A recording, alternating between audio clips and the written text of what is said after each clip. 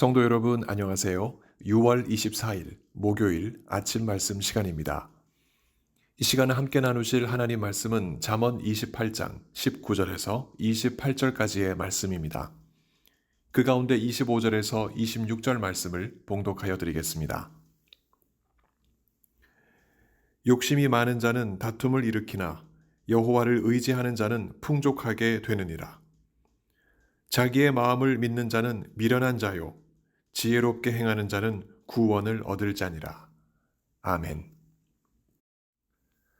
마음에 간절한 바람이 없는 사람은 없습니다. 어린이는 친구들이 가진 장난감이 갖고 싶고, 청소년은 친구들이 가진 유명 브랜드 옷과 신발을 원하며, 청년은 남부럽지 않은 학교와 직장을 바라고, 장년은 좀 더 나은 집과 자동차를 바라고, 노년은 안락한 생활 조건을 바랍니다. 이런 바람 자체가 욕심일까? 욕심이라기보다는 오히려 꿈이나 소원이라면 안 될까 하는 생각을 합니다.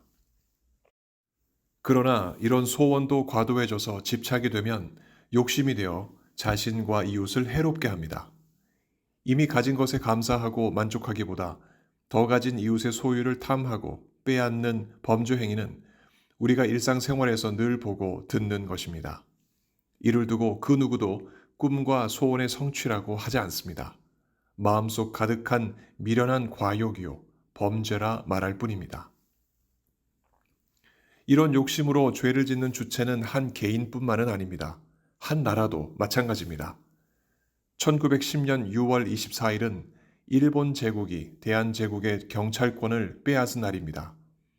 조선의 고종이 세운 대한제국은 이로써 법치권을 일본 제국에 빼앗기고 두 달여 뒤인 1910년 8월 29일 한일 합방으로 일본 제국은 강압적으로 대한제국이라는 한 국가를 송두리째 빼앗았습니다. 이뿐 아닙니다.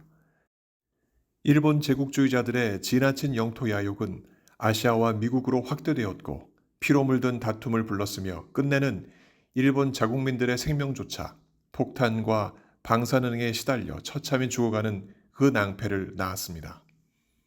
욕심은 이렇듯 이웃의 생명을 앗아가는 죄를 낳고 그 죄는 결국 자신의 죽음으로 갚아야 하는 참으로 미련한 짓입니다. 욕심이 많은 자는 다툼을 일으키나 여호와를 의지하는 자는 풍족하게 되느니라.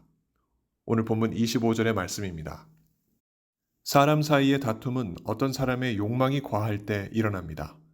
한 사람은 그 욕망을 이루려 하고 다른 사람은 그 욕망을 누르려 하니 어찌 다툼이 일어나지 않을 수 있겠습니까?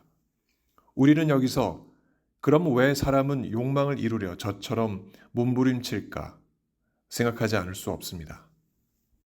이유는 분명 이것입니다. 자기의 마음을 믿기 때문입니다. 자신의 생각과 판단이 자신을 이롭게 할 것이라는 믿음이 작용하기 때문입니다. 그러나 지혜자는 이렇게 말합니다. 26절의 기록입니다. 자기의 마음을 믿는 자는 미련한 자요.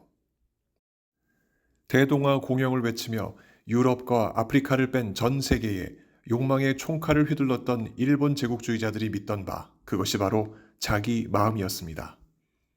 자기들의 마음이 정의롭고 올바르며 정법이라고 믿었던 그들은 힘없는 일본 왕의 의지를 꺾고 미천한 국민들의 마음을 천황 숭배와 제국주의 정신으로 쇠뇌시켜 자신들의 욕심을 이루고자 자국과 이웃 나라들을 피로 물들였던 것입니다. 그렇게 믿었던 그들의 마음이 옳았다면 다툼도 잦아들어 사라지고 일본 중심의 태평성대가 아시아와 오세아니아 그리고 북아메리카에 펼쳐졌을 것입니다.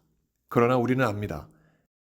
자신의 마음을 믿고 욕망으로 세상에 다툼을 벌였던 이들은 미련한 자들이었다는 사실을 말입니다. 그들의 욕망을 억누른 서방 사람들이 더 힘이 셌고 정의로웠다는 것을 누가 부인하겠습니까? 1950년 6월 24일 한반도 공산주의 혁명에 눈이 먼 사람들은 그들만의 유토피아 건설을 위해서 38도선 전 지역에 소련제 탱크 242대, 전투기와 폭격기 200여 대, 각종 중야포와 중박격포의 기름칠을 마치고 진격 명령을 기다리고 있었습니다.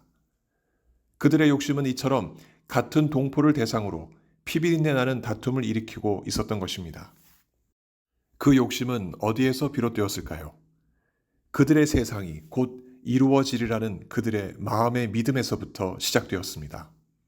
그러나 오늘 본문이 이야기하듯이 자기의 마음을 믿는 자는 미련한 자라는 그 주님의 말씀이 그들의 실체와 한계를 보여주지 않았겠습니까? 그 헛된 믿음은 그 헛된 욕심에서 비롯되었고 그들의 미련한 짓으로 같은 수백만 민족뿐만 아니라 전 세계 16개국 수십만의 애꿎은 사람들이 피를 흘리며 죽어가며 고통을 당해야만 했습니다. 2021년 6월 24일을 사는 성도 여러분, 여러분들의 마음에는 어떠한 소망이나 바람이 있습니까? 그것을 이루기 위해 누군가와 혹시 다툼을 벌이고 있지는 않습니까? 그것의 기반이 혹시 당신 마음을 믿는 그 믿음에 있지는 않습니까? 실제 성도의 마음 속에서 일어나는 바람이 욕심이 아닐 경우에는 하나님께서 제때에 그 바람을 반드시 이루어 주십니다. 오늘 본문 25절이 말합니다. 욕심이 많은 자는 다툼을 일으키나 여호와를 의지하는 자는 풍족하게 되느니라. 성도가 하나님을 의지하며 자신의 소원이 하나님의 뜻대로 이루어지기를 바란다면 하나님은 그 소원을 풍족하게, 다시 말해 기름지게 만들어 주십니다. 자식의 앞길이 열리는 일도, 자신의 거처를 마련하는 일도, 자신의 평화를 누리는 모든 조건들도 하나님은 자신을 의지하며 구하는 성도들의 그 기도를 귀담아 들어주십니다. 그 응답이 자신의 뜻대로 되어도 혹 그렇게 되지 않아도 하나님께 기대어 있는 자는 하나님이 주시는 은혜에 깊이 있게 젖어듭니다. 내 뜻이 아닌 하나님의 뜻이 이루어지리라는 그 믿음이 오히려 성도의 마음에 큰 기대와 감사 그리고 소망을 불러옵니다. 이뿐만이 아닙니다. 자신의 바람대로 이루어지지 않을 때에는 시험에 들지 않도록 하나님께서 피할 길을 열어주십니다. 26절의 기록입니다. 지혜롭게 행하는 자는 구원을 얻을 자니라. 지혜롭게 행하는 자는 하나님을 의지하는 자입니다. 설령 자신의 소원이 이루어지지 않아도 하나님이 어떻게 내게 이러실 수 있을까 원망하지 않도록 하나님은 어리석은 자들이 파놓은 함정에서 비껴갈 수 있도록 성도를 도우시는데 그와 같은 은총이 바로 구원인 것입니다. 이런 과정 하나하나를 통해 성도는 이 땅을 살면서 더욱 하나님을 의지한 상태에서 소원을 품고 어리석은 시험에 들지 않도록 하나님께서 주시는 그 큰 은혜를 경험하게 됩니다. 이 같은 복을 누리는 성도는 얼마나 안전하고 또 얼마나 평안할까요?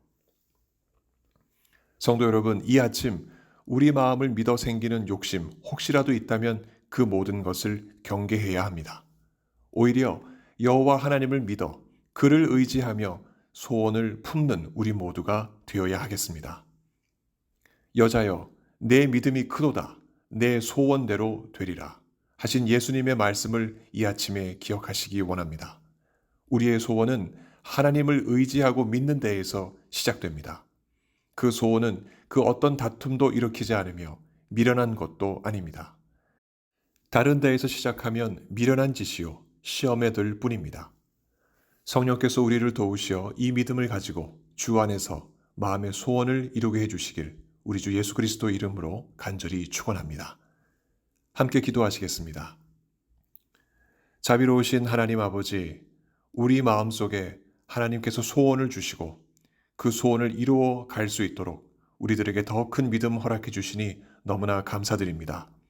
우리 마음을 믿는 그 믿음에서 시작된 우리의 소원이 아니라 하나님을 믿고 하나님을 의지하는 그와 같은 믿음에서 시작하는 우리의 소원이오니 아버지 하나님, 우리의 소원을 통해서 하나님의 뜻이 이루어지고 우리의 마음에 기쁨이 넘치며 하나님께 영광 올려드리는 우리의 모든 소원들 되게 하여 주옵소서.